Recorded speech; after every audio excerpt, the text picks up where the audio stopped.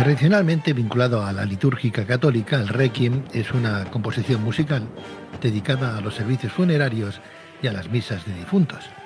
A lo largo de la historia ha ido evolucionando desde el canto gregoriano hasta convertirse en un género musical autónomo con grandes contribuciones de compositores como Mozart, Verdi y Fauré, muchos de los cuales cuentan con un solo Requiem entre todas sus obras.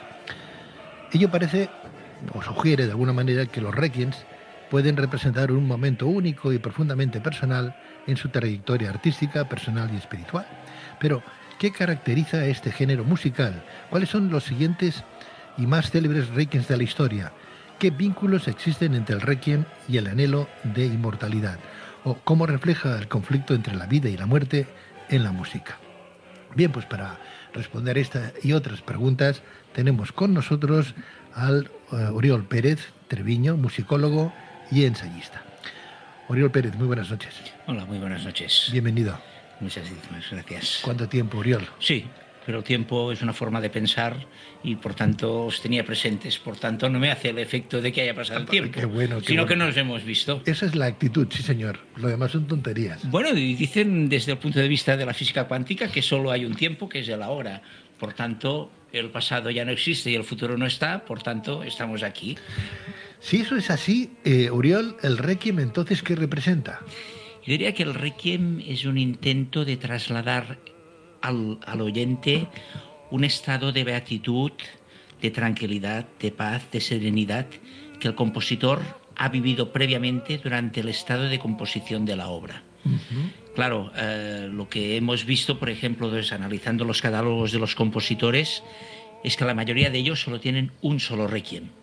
Eso no significa que no haya algún compositor que tenga más de un Requiem, pero es bastante excepcional. ¿Un Requiem es un canto funerario? ¿Es un canto Requiem a espíritus? es una misa de difuntos. Es una misa de difuntos. Y el Requiem es la primera palabra, Requiem, es decir, dales el reposo, exacta, dales el reposo eterno, Señor. Cuando tú dices es una misa de difuntos. De difuntos, es una misa musical. Sí. Que significa que desde el principio al final es una misa tal y cual la podemos observar en una iglesia. Exactamente. Lo que sucede es que después de la reforma del Concilio Vaticano II, creemos que la misa pues viene a ser así como un acto de la palabra. Pero anteriormente las misas eran cantadas. Por tanto, quiere decir que había una participación muy directa y muy importante de la música. ¿Qué duraba una misa entonces? ¿Hace cuánto? ¿3 siglos atrás? ¿4? 3 siglos atrás podía durar entre 1 hora y media y 2 horas tranquilamente. Pues una misa cantada. Era una misa cantada, en las cuales en la misa normal pues hay las secciones del Kyrie, el Gloria, el Credo, Sanctus Benedictus, Agnus Dei. Y claro, en la misa de oficio de difuntos, la misa de funtorum, el Requiem, como se dice popularmente, pues tiene unas características muy propias por la circunstancia, ya sea porque sea una misa que tenemos el cuerpo presente, o bien como recuerdo de alguien, como una misa a los difuntos, o misa en motivo del aniversario o lo que sea. Qué curioso que muy pocos compositores crearan Requiems, ¿no? Porque al fin y al cabo, cuando un autor crea una obra musical como esta es porque algo lo mueve por dentro. Esta u otro tipo de música, ¿no? Otro tipo de... ¿no? Bueno, diría que esto es precisamente lo que a mí me ha llevado a escribir un libro que va a salir próximamente, que se llama Tots els morts són un de sol, todos los muertos son uno de solo, 27 requiems in tempore belli, sí. Es decir, 27 requiems en tiempos de guerra, que son los que desgraciadamente nos tocan vivir. Hay más Requiem de los que nos imaginamos. Es decir, hay una fuente como es el requiemsorgue.org que ha detectado casi 7.000 Requiems desde el inicio, desde la Edad Media hasta nuestros días, y en los cuales alrededor de unos 3.800 compositores. Por tanto, si hacemos la media, vendría a salir entre 1,4 y 1,5. Por tanto, esta teoría de que el compositor solo ha compuesto uno es cierto. A pesar de que hemos dicho de que hay algún compositor, yo que sé, Johann Adolf Hasse, Benedetto Marcello, hay varios que tienen más de uno. Y luego también hay una cosa muy curiosa, que hay muy pocas mujeres compositoras que hayan compuesto un Requiem. Qué curioso. Sí. Claro, aquí si nos dejáramos llevar un poco por la ideología feminista dirían que esto es una imposición del patriarcado, pero te das cuenta que en otros géneros no ha sucedido. Y a mí me gusta pensar aquello que decía uno de los hermanos Schlegel, de que las mujeres tienen menos necesidad de poesía que los hombres, porque su ser más propio es la poesía. Porque son poesía. Bueno, tienen la capacidad de dar luz, tienen la capacidad de dar vida. Me comentaba una amiga que, dando la mano a su padre en el momento del traspaso, la energía que notó era la misma que había notado ella cuando estaba dando a luz, cuando estaba pariendo. Por tanto, de alguna forma se ve de que tanto nacer como morir son actividades de una misma cosa, que es la vida. Lo contrario de la muerte no es la vida, es el nacer. Quizás por eso las mujeres tienen una especie de sexto sentido superior al de los hombres, ¿no? Muy posiblemente, porque tienen una capacidad de anticiparse o de verse en un estado, vamos a decirlo, pues por encima o superior. Oriol, si tenemos tantos requins, claro, estamos hablando de, por ejemplo, ¿qué es una misa? Estamos hablando de una misa católica, ¿sí? Sabemos cuáles son las partes de una misa.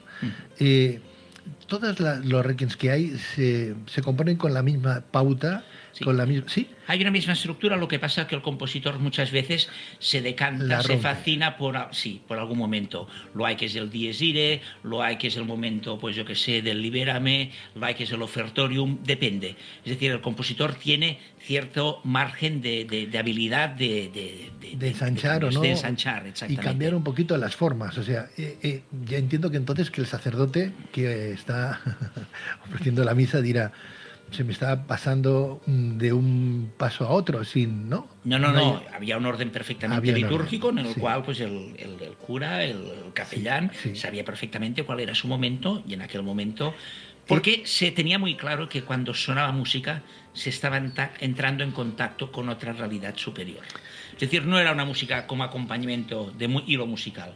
Cuando sonaba música estaba sucediendo... Una forma de entrar casi en trance, cosa que hoy se ha perdido un poquito eso, ¿no? Bueno, aquí hay también otro de los motivos que a mí me han llevado, que fue el siguiente, que leyendo las descripciones que hacían muchas de las personas que habían vivido una de las llamadas experiencias cercanas a la muerte, coincidía mucho en el estado que uno queda después de haber escuchado uno de estos requiems, y también de las descripciones que hacen los compositores cuando han estado en estado de inspiración. Por consiguiente, lo que hice fue a conocer a un personaje que conocéis bien, al entrañable doctor Manel Sansegarra, y le dije: mire, yo conozco esto tiene alguna realidad, tiene alguna relación, y me dijo que absolutamente que era así, que era en definitiva un contacto con la supraconciencia. Y hay otra cosa que también es muy curioso, que a veces cuando pensamos en el Requiem, lo has dicho muy bien, Pedro, que si Mozart, que si Verdi, que si, yo que sé, Fauré, que si Berlioz, pero resulta de que en el compendio por épocas que se han compuesto los Requiems, el siglo XXI, ya, y todavía no hemos llegado ni a un cuarto del siglo XXI, ya llevamos 650 de compuestos. Eso quiere decir que si terminamos el siglo a este ritmo, habremos compuesto 2.600 requiems, que es el máximo que se ha compuesto a lo largo de la historia. ¿Qué quiere decir esto? Que yo creo que también se está produciendo un cambio, una nueva relación del hombre, de una manera antropológica, con la realidad de la muerte. Que no tiene nada que ver con un sentido espiritual o religioso. Yo diría que espiritual sí, religioso no. ¿Así? Sí. Es que aquí está la madre de los huevos, que se dice. Es decir, la religión sería una vía para acceder a las categorías del absoluto, el infinito, la totalidad, y la espiritualidad sería otra vía que evidentemente puede compartir la religión, pero espiritualidad es en aquel momento que el hombre o la mujer es consciente de su pequeñez en frente de estas categorías tan grandes. Yo casi me atrevería también, Oriol, corrígeme si estoy equivocado, a hablar de esa nueva alternativa que ahora ofrecen todos los mercados, ¿no? Hablamos del coaching, por ejemplo, o la apertura de pensamiento, que no tiene nada que ver con la espiritualidad, sino más bien con el desarrollo y el crecimiento personal, ¿no? Sí. ¿Podríamos abrir una vía ahí o no? Yo creo que es en definitiva lo que sucede, vamos a decir, como una forma de abrirse, un primer paso, pero en el fondo no deja de ser una forma comercial para adentrarse en esta cuestión. Pero el tema cada uno encuentra su camino. Claro, y por tanto, yo no soy nadie por decir que es mejor el budismo o el coaching o el yoga o... Claro, Oriol, cuando hablamos de Requiem estamos hablando de música, pero no estamos hablando de letra. El compositor también crea algún tipo de letra, algún tipo de canto que acompañe, sí, a la música. En general se basa en el texto litúrgico en latín.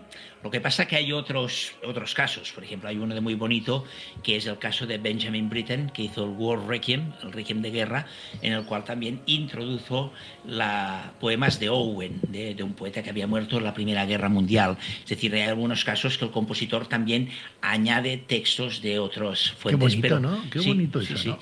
Y actualmente, pues me consta que una personalidad tan importante en Cataluña y en el Estado español como Antonio Ros Marvà está componiendo un Requiem y lo está haciendo en base a otros textos que no son litúrgicos, es decir, textos, por ejemplo, del poeta Miquel Desclot.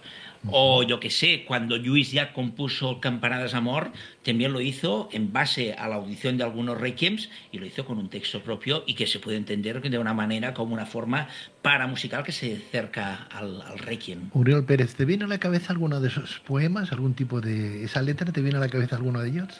Hombre, sí, el de Lluís Llach mismo, Campanadas d'Amor, es decir, sí, son unos textos muy colpidores en el cual nos llevan al enigma brutal que es el fin de la existencia. ¿Cómo quedaría, cómo sonaría Campanadas d'Amor? El Campanadas d'Amor, hombre, ya mira, no me hagas cantar, pero eso sería evidentemente... Pero lo podrías decir... no, vamos a decir... Normalmente las campanadas d'Amor son unas campanas muy lúgubres, muy con una rabia contenida. Recordemos que fue un episodio que sucedió la transición española, el 3 de marzo del año 76, 77, si no me equivoco, y en el cual, pues claro, hay todo un componente político que por allí también se mueve. Claro, toda descripción lingüística que hagamos de un requiem es también su imprecisión, es también su indeterminación, es también el fracaso. Y ahora me acabas de hacer fracasar estrepitosamente intentando describir una obra como el Campanadas d'Amor. Pero yo sé que te la sabes de memoria como tantas y tantas, ¿no? Otra cosa es que uno diga, mejor que no, porque Pedro va en moto y luego tiene que cogerla y no sea que llueva. No, hombre, no. Pero por lo demás estoy encantado. Bueno, o sea que estamos hablando de algo que no se ha perdido todavía, se sigue transmitiendo. Es más, es curioso porque hay personas que no sufren una misa cantada porque creen que es muy larga, ¿no? Sin embargo, un requiem no deja de ser esa misa cantada, pero para ocasiones muy determinadas. Si se hiciera el requiem, por decir, llamarlo de alguna manera, todos los domingos, no solamente para difuntos, sino para todo el mundo, ¿tú crees que la gente, es una pregunta que quizás muy personal, ¿no? ¿La gente iría más a misa, por ejemplo? Estoy absolutamente convencido. ¿De que sí o que no? Que sí. Es decir, llama la atención a un sentimiento más profundo que no estar mirando a ver qué es lo que lleva, qué abrigo lleva la vecina, o no, o estar más pendiente de... No sé.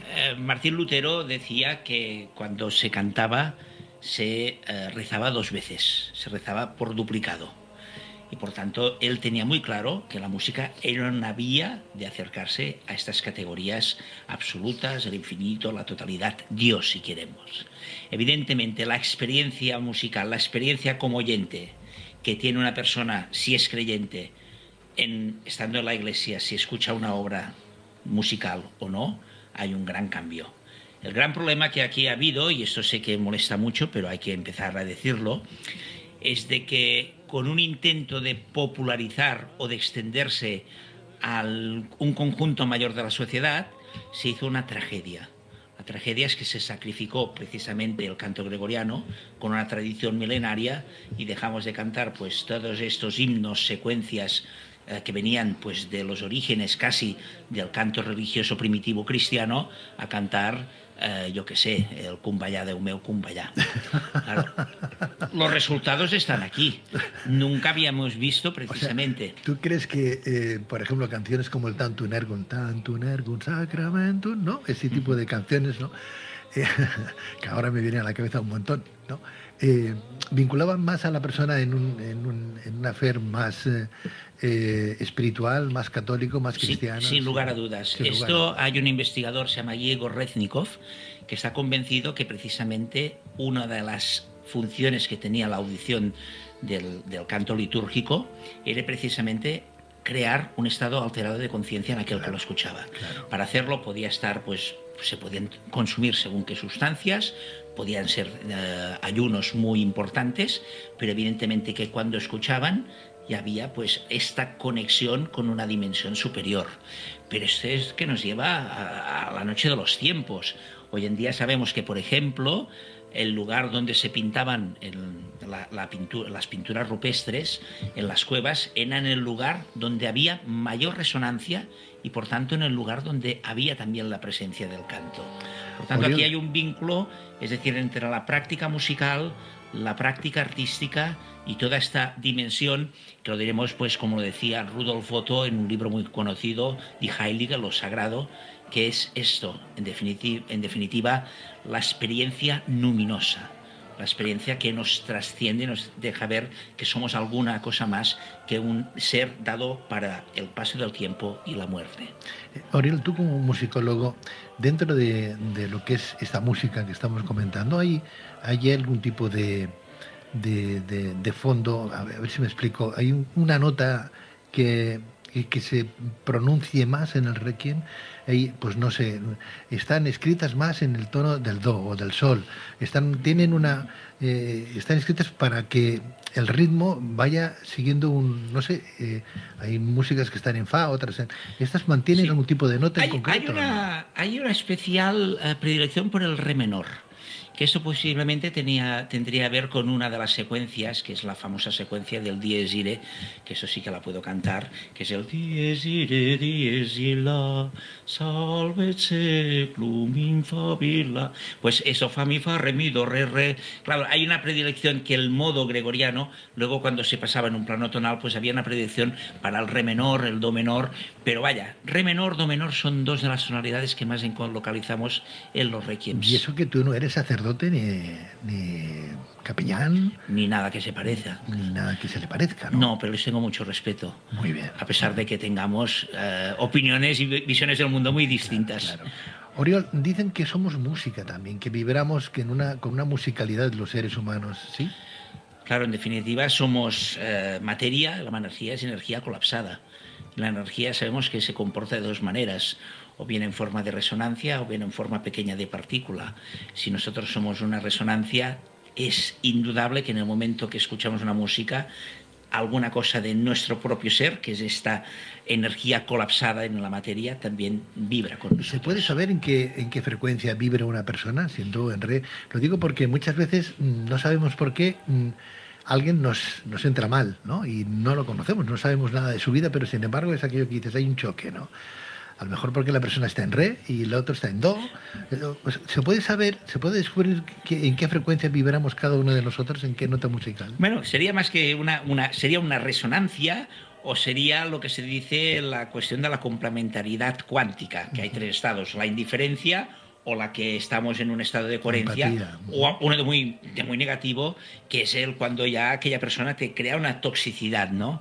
Por tanto, yo diría que tiene a ver... Se habla mucho de química, hay buena química, no hay buena química, no somos química, nosotros somos energía. Y por tanto, pues es este punto de confluencia de energética. O sea, lo bueno sería decir, yo resueno con lo que me dices, yo resueno con tu persona, ¿no? Yo resueno con...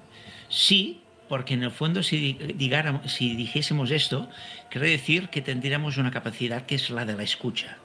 Y cuando uno escucha, también está dando paso a una posibilidad, que el otro tenga razón.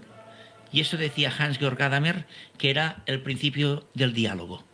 Escuchar teniendo en cuenta que no has de convencer al otro, sino dejar al otro la posibilidad que te convenzca. Qué curioso, yo no sé quién nos creó en definitiva, si fue Dios, el arquitecto del universo, no sé, bueno, más o menos sí sé quién nos ha creado, ¿no? Porque todos tenemos una tendencia espiritual o religiosa, ¿no? Pero siempre me hace gracia porque cuando yo hablo de este tema siempre digo, hombre, Dios nos creó con dos orejas y una boca. Dos orejas, ¿por qué? Y no dos bocas, ¿no?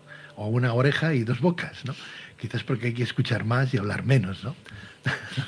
Quizás sí. Y además es bonito lo que dices, porque en el fondo nosotros tenemos una conciencia que es dual. Y justamente la anulación de la dualidad, antes que no se ha hablado, desde, yo qué sé, el Advent, Es decir, que deja de tener esto que has dicho, me ha hecho pensar. Ah, sí, para otro libro. Ya llevamos un montón de libros. ¿El último cómo se titula?